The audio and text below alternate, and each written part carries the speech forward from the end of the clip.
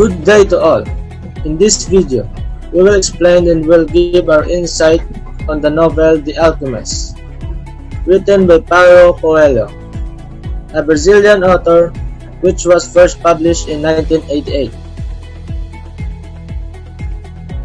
To give you a hint about the novel, it talks about an alchemist who follows a young Andalusian shepherd named Santiago. In his journey to the pyramids of Egypt, after having a recurring dream of finding treasure there, Andalusian is a native or an inhabitant of Andalusia, which is located at the southern part of Spain. Along the way, he learns to listen to his heart and, more importantly, realizes that his dreams or his personal legends are not just his but part of the soul of the universe. Let's begin with Santiago, who is humble shepherd whose desires are few. He wants to be free to roam with his sheep, to have some wine in his wineskin and book in his bag. Fate intervenes, however, in the form of the recurring dream of a great treasure hidden thousands of miles away at the base of the Egyptian pyramids. When Santiago meets Melchizedek, a strange wise man who claims he is a king far off land, he decides to seek his treasure.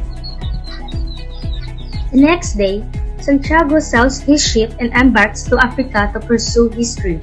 Upon arriving in Africa, though it becomes apparent that things will not be easy as he thought, the first day Santiago in his tangers, he is robbed and left completely alone, unable to speak a single word of Arabic. At the first, Santiago contemplates giving up and turning around. He remembers the words of the wise man, thought, and decided to carry on getting a job at a local crystal shop. Working at the crystal shop for a year, learning much about life and about his personal legend, Santiago earns enough money to buy a new flock of sheep and return home. At the last minute, though, Santiago decides to risk it all and join a caravan to Egypt. Once in the caravan, Santiago meets an Englishman who has come all the way to Africa to seek a renowned alchemist. As they travel through the desert, the Englishman tells Santiago about the secrets of alchemists. Santiago finds the Englishman's ideas to be very similar to Melchizedek's. They both speak of the soul of the world to which we are all connected, and of the necessity of following our hearts through desires or our personal legend. Santiago, however, prepares to learn these secrets by observing the world, while the Englishman prepares to learn from complex books. While they travel, they begin to hear rumors of a coming tribal war. It's a beautiful girl named Fatima, with whom he immediately falls in love. He discovers that love, like the personal legend, comes directly from the soul of the world. While walking in the desert, Santiago has a vision of an upcoming battle. He rushes back to warn the elders at the oasis, and when his vision is confirmed, they offer him a position as counselor. Santiago considered staying at the oasis with Fatima, but the alchemist finds Santiago and tells him that he will lead Santiago to his... Once again on the move, the alchemist teaches Santiago to listen to his heart. Hearts can be treacherous, but the best way to keep them is from fooling you is to listen to them intently.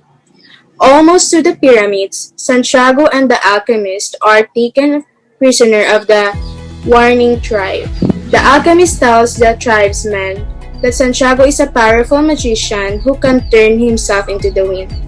The tribesmen are impressed and will spare the lives of men if Santiago can do it. The only problem is that Santiago has no idea what he is doing. After 3 days of meditating,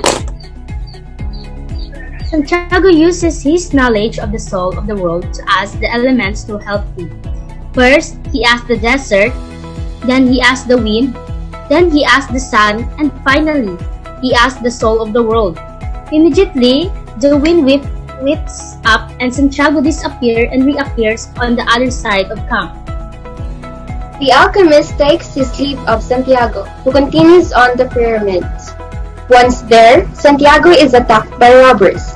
Asked what he is doing there, Santiago replies that he had a dream of treasure buried at the base of the pyramids. One of the robbers laughs at him and says that he had the exact same dream, except that in his the treasure was buried in Spain. Santiago realizes that the treasure was back in Spain the entire time. The story then jumps forward in time and finds Santiago digging a hole at the base of the tree, where he had his first dream. Sure enough, he finds a trunk full of gold enough for him and Fatima to live happily a long time. Now, let us give our insights about the novel. One of the fundamental themes of The Alchemist is that our paths are pre-ordered or maktub. In the words of the shopkeeper, the goal of life is to live in harmony with what is ordained for one's or one's personal legend. Happiness depends upon this harmony. Ostensibly, we all once knew as children what our personal legends were. The main problem is that as humans and adults, we strive to make things more complex than they really are. In the text of The Alchemist, this problem is mirrored by the experience Santiago has with alchemy. While traveling through the desert with the Englishman, Santiago reads several books about the secrets of alchemy. The book claimed that the original secret of alchemy could be written in a single sentence, but that mankind had made its explanation of that secret so convoluted that they could not be understood by anyone. Santiago rejects this and contends that he can learn everything he needs to know about alchemy through his day-to-day life. This conviction that one's faith or personal legend is apparent in any aspects of anyone's normal life form one of the most important themes of The Alchemist.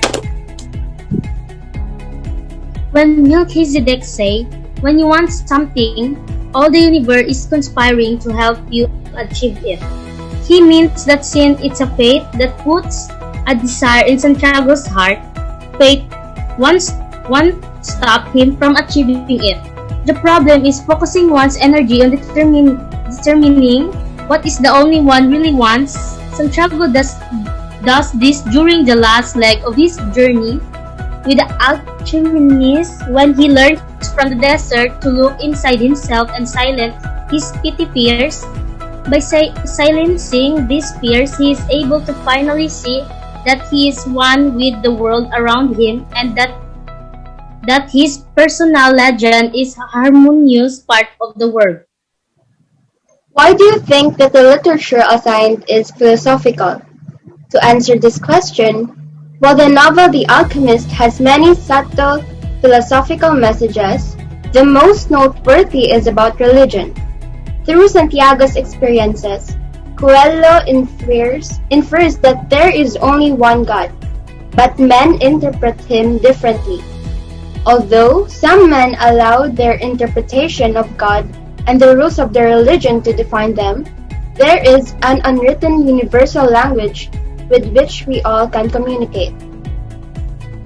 When Santiago is able to relate those events during his travels, Coelho shows that humanity has communities that run deeper than cultural differences. God brings people together. Santiago holds a unique view of God that his beliefs are nebulous rather than codified. His religion is based on personal experience instead of an institutional prescription. As a result, Santiago is able to take multiple religious views into perspective. Another thing is the alchemy, which stands in for something else: personal evolution. Lumping, lumping alchemy in with a universal language and world religion shows us that alchemy is another way of understanding that language of the universe in this novel. And later, the alchemist tells us why. The alchemist spends years in their laboratories observing the fire that purified the metals. They spent so much time close to the fire that gradually they gave up the They discovered that purification of the metals had led to a purification of themselves. Alchemy is really not so much about being greedy and trying to turn everything you see into gold, but rather about purifying yourself and your soul. While alchemists of legends and the one in the novel are able to turn any metal into gold, Santiago's lesson is about becoming better in tune with his heart and the universe. It's like the universe is an alchemist purifying Santiago until he's a precious metal. Those insights are all philosophical. The theme of Maktub is translated to "It is written" that all of your action are the context of faith, which God has written. It can also be translated to everything that happens for a reason, that our paths are already outlined for us to follow, that our fate is written within the universe. To me, Maktub means that we must not let fear and most importantly, the fear of failure to get in the way of our own pursuit of our personal legend, for it is written and what is meant to be will be. You should not let fear get in the way. Some things are meant to be. Everything is indeed pre-written. Everything that happens is for a reason. No matter what he does, every person on earth plays a central role in the history of the world. And normally he doesn't know it. The Alchemist said, everything that we do, everything that we come across, and each lesson learned is a part of the story of the universe. A story that has been already written, but it is our duty to contribute to it. In this video, we should remember that in the grand scheme of things, we are just participants in life. However, we still have our duty to ourselves to pursue all and everything that is unique to us. On your journey of your personal legend, remain focused on your goal, as your destiny is written in faith in everything it written, in the soul of the world. Have a nice day and thank you for listening.